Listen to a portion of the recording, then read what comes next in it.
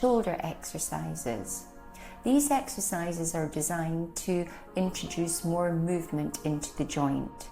It is important not to push through pain and always start with the better arm first. Lean forward over a chair and let your arm hang relaxed. Gently swing the arm like a pendulum, forward and back, side to side, and then in small circles. As the shoulder starts to loosen, gradually make the circles bigger, only moving as far as feels comfortable. Next, stand up and begin gentle arm circles like windmills. Start with small movements and slowly make the circles bigger if comfortable. Keep the movement smooth and pain-free.